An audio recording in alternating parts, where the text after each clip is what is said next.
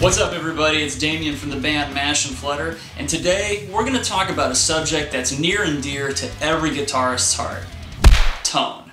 For all the years that I've been doing these guitar lesson videos, if there is one question that keeps coming up in the comment sections, it's how do you get your tone and what gear do you use? Now, I've answered this question in the comment section, but the information is all over the place, so I finally decided to make one definitive video where you can find all that information. So this video is going to include all of my sage wisdom for tone that I've accumulated over the years, but what's also cool is I'm going to make available my guitar rig presets that I've used in all the lesson videos. So let me be clear about one thing. This isn't a lesson on how to get Slash's guitar tone. If that's your goal, then go buy his signature gear and you'll still sound like yourself.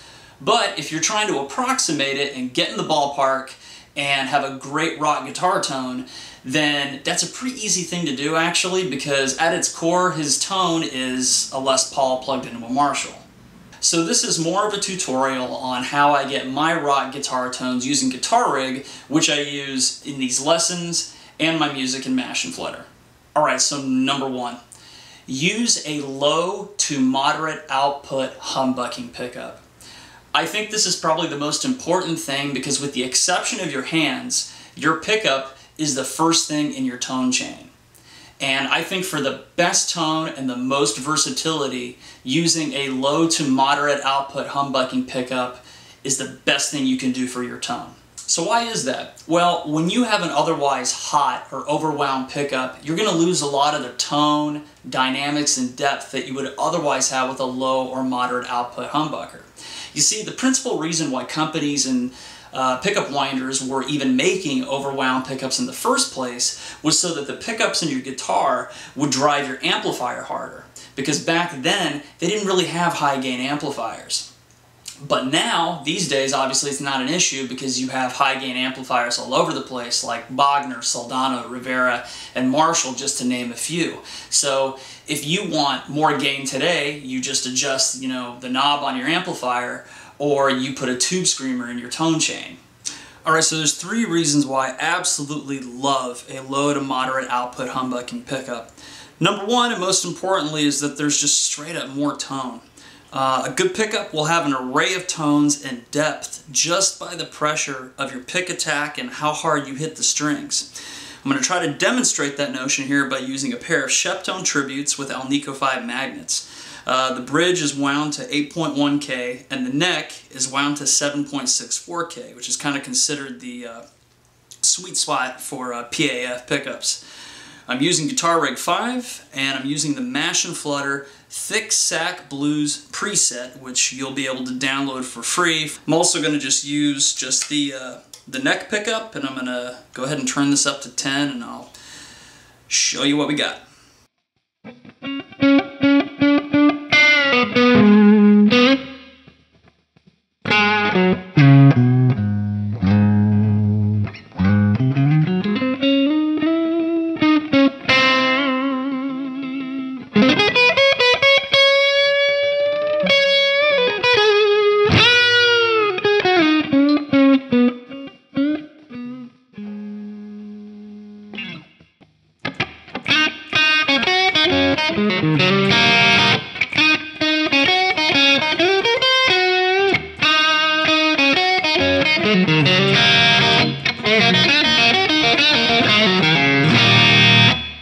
The second thing that I really love about low to moderate output pickups are that they clean up nicely and they're also super versatile. So I'm going to go ahead and dial this on the neck back to about halfway and you'll see what I mean when it cleans up.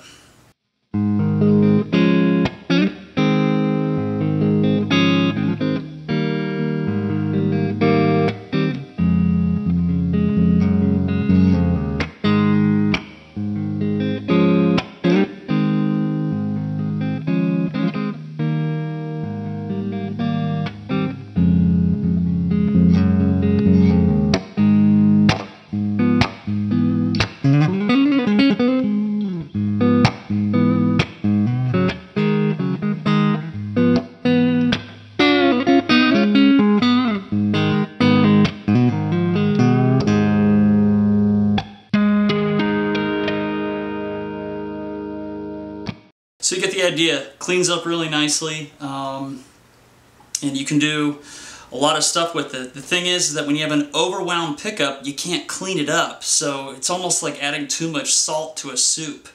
Once you overdo it, you can't go back. It's the same thing with a hot pickup. It's already jazzed up and it's already overwound, so you're not going to be able to clean it up like that. The third and final reason I absolutely love these pickups is that when you do throw a bunch of distortion through them, you can still hear every string individually. It doesn't sound like a wall of mush.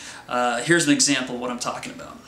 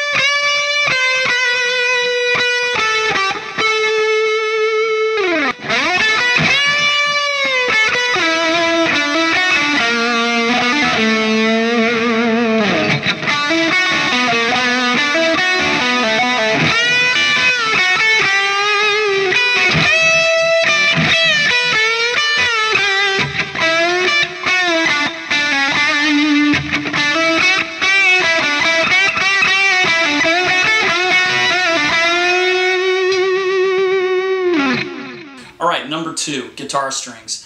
Everybody's got their preference on what they like to play. I personally like the grape-flavored Power Slinkies by Ernie Ball. That's 11 through 48. It's a beefier, heavier string, but I also tune down a half step, so that kind of compensates for making it super tight, makes it a little easier to play.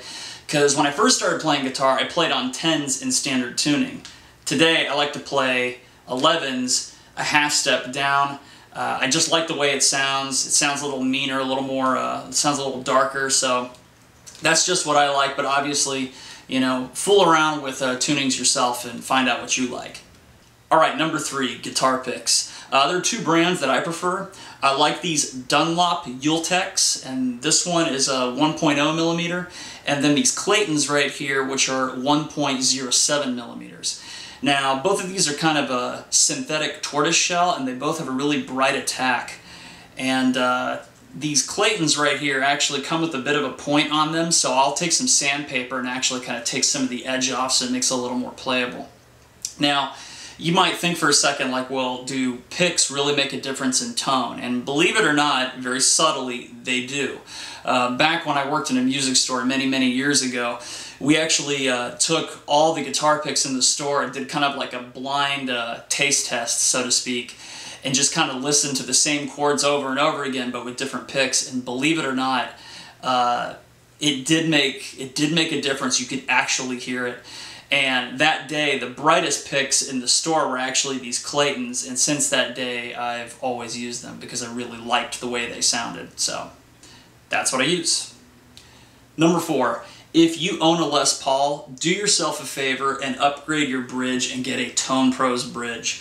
I love these for 2 reasons. Number 1, the old stock one that came with this Les Paul, whenever I would change my strings, the tailpiece here would just fall out, and then I'd be like looking for it, and then the Tune-O-Matic bridge here, you know, would also, if it like came off, I'd have to redo and set everything back up again.